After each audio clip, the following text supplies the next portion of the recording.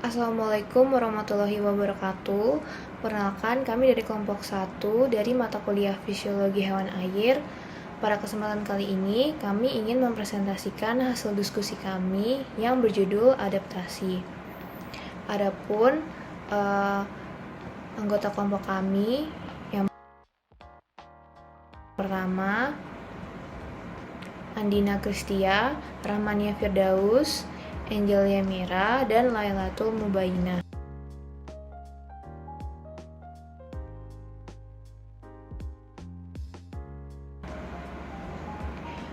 Menurut Delvita tahun 2014, lingkungan berperan dalam menyeleksi populasi apa saja yang mampu bertahan hidup di dalamnya. Populasi yang bisa beradaptasi akan tetap bisa bertahan, dan yang tidak mampu akan tersingkirkan.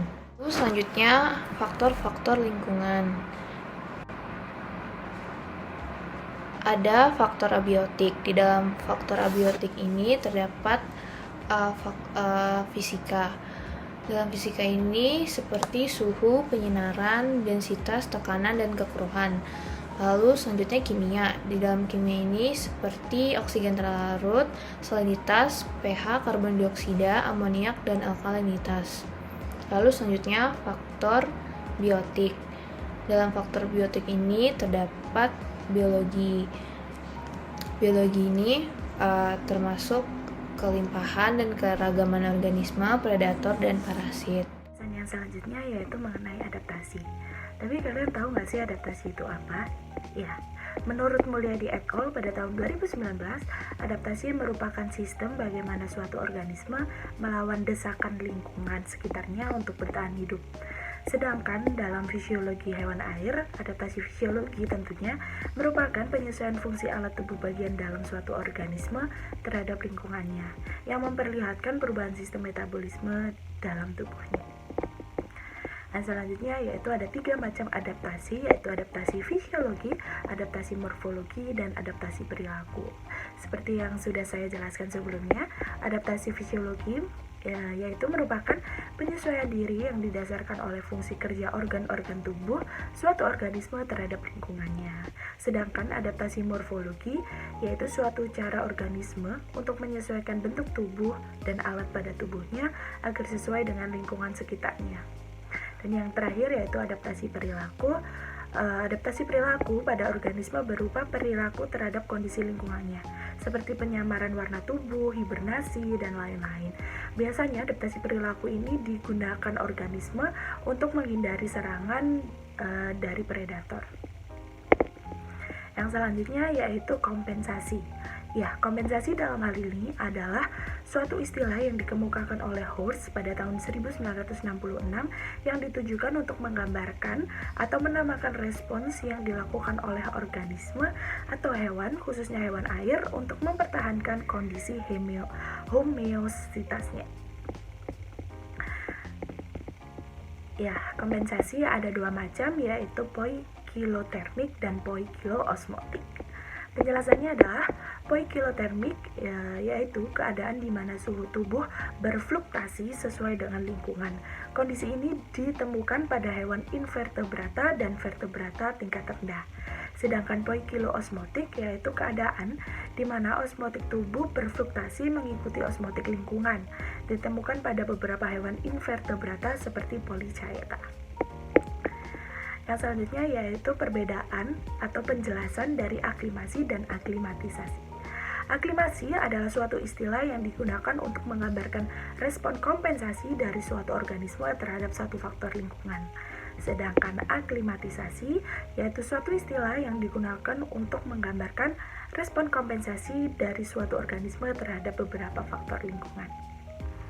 Avandi Dantang tahun 2017, homeostasi merupakan kondisi stabil yang dipertahankan melalui proses aktif melawan perubahan. Konsep homeostasi sendiri baru dikenal pada abad ke-19 tahun 1857. Konsep ini diperkenalkan oleh ahli fisiologi Prancis yang bernama Claude Bernard. Homeostasis dapat digambarkan sebagai berikut.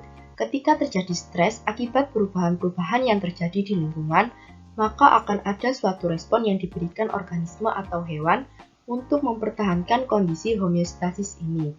Untuk respon ini ada yang menyebutnya sebagai adaptasi fisiologis. Namun, Howard tahun 1966 menamai respon tersebut sebagai kompensasi.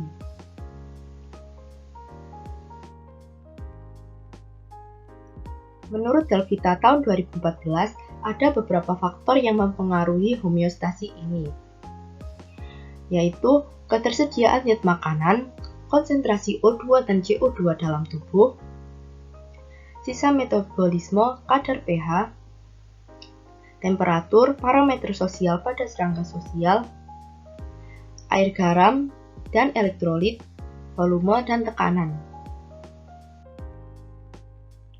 Selanjutnya yaitu perbedaan aklimasi, aklimatisasi, dan adaptasi. Aklimatisasi sendiri melibatkan banyak faktor lingkungan dan terjadi di alam. Sedangkan aklimasi melibatkan hanya satu faktor lingkungan saja dan terjadi di lingkungan yang terkontrol. Untuk aklimasi melibatkan satu generasi, reversible, dan tidak diturunkan. Sedangkan adaptasi melibatkan beberapa generasi berurutan, irreversible, dan diturunkan. Klasifikasi faktor-faktor lingkungan. Terdapat beberapa pengaruh lingkungan terhadap organisme. Yang pertama yaitu lethal factor. Lethal factor adalah faktor lingkungan yang merusak sistem integrasi dari suatu organisme dan membunuhnya. Kemudian yang kedua adalah controlling factor, yaitu faktor lingkungan yang mempengaruhi pada aktivitas molekuler pada rantai metabolisme. Kemudian yang ketiga adalah faktor limiting factor, yaitu faktor lingkungan yang mempengaruhi laju metabolisme tetapi melalui pembatasan penyediaan nutrien atau pembuangan sisa metabolisme. Kemudian yang keempat adalah masking factor, yaitu faktor lingkungan yang mengubah atau menghambat bekerjanya faktor lain atau secara tidak langsung.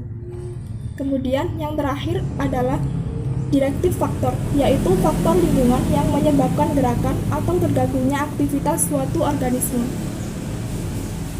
Klasifikasi respon fisiologis.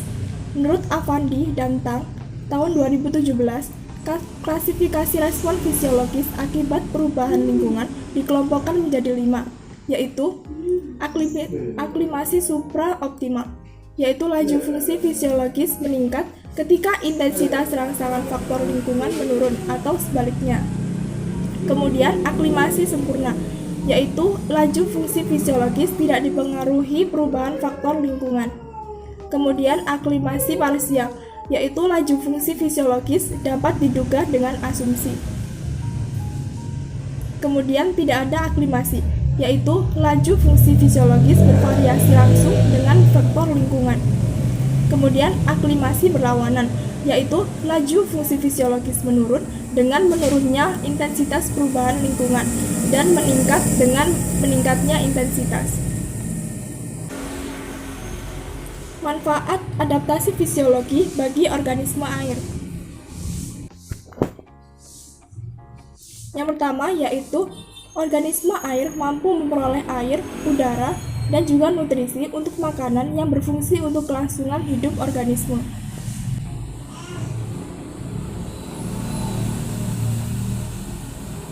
Organisme air mampu mengatasi kondisi fisik lingkungan seperti suhu dan cahaya.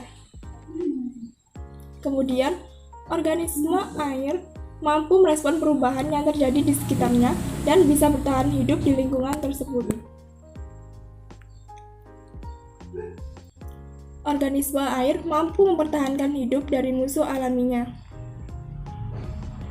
Kemudian, organisme air mampu melakukan reproduksi untuk melestarikan jenisnya sehingga tidak mengalami kepunahan.